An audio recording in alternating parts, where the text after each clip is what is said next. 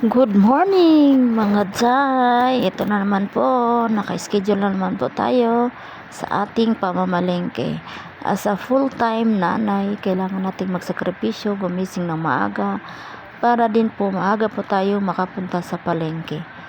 Meron po talaga kaming schedule pag pupunta kami ng palengke mga Jai, kasama ang aking hipag at bilas kasi kinsenas katapusan po ang sahod ng aming mga jowawa, pero hindi po sabay-sabay ang aming sahod. Nauna po talaga ako kasi 15:30 po ang sahod ng asawa ko at sa kanila naman is 20 at saka 5. Pero sumasabay po ako sa kanila sa pamalengke kasi mas malaki pong tipid kapag mamalengke po kami doon sa pinupuntahan namin na palengke. Mas mura po siya kaysa dito sa palengke na malapit pong sa amin. Sa oras na mga yan mga Jai is nagkakape na po ako kasi tiniglahan na po ako ng aking jowa kasi siya po ang maghahatid sa akin doon sa hipag ko para sabay-sabay na po kami sasakay ng jeep kasi mas malayo-layo po ang bahay ko kaysa sa mga kapatid niya, kaya doon niya po ko ihatid para po sabay-sabay na po kami pupunta ng palengke at pakaway-kaway pa siya dyan habang nagkakape kasi mas maaga pa po ang gising niyan kaysa sa akin. Kaya kanina nahuli na po akong pagising. Ayan, pinapakita niya yung alaga naming aso na si Princess. Malaki na siya. Sobrang kulit ang tuta na yan. Fast forward, palabas na po kami dyan sa kalsada at papunta na kami doon sa hipag ko.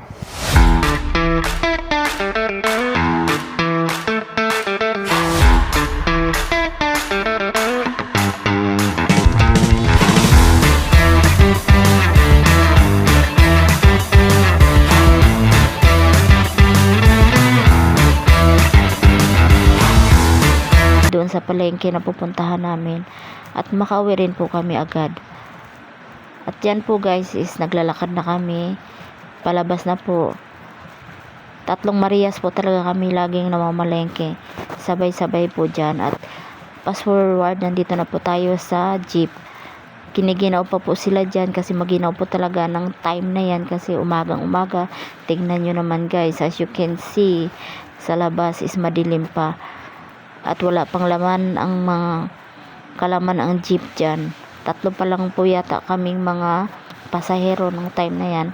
Fast forward, nandito na tayo sa palengke at ito na po yung mga gulay at ito po yung mga isda. Doon po sa bandang likod ng hipag ko is nandoon po ang karne. At nung time na yan guys, nakabili ako ng karne, hindi ko na po nabidyohan kasi nakalimutan ko. At ito po mga bangus, mga fresh na gulay kasi pag maaga po talaga is fresh po talaga.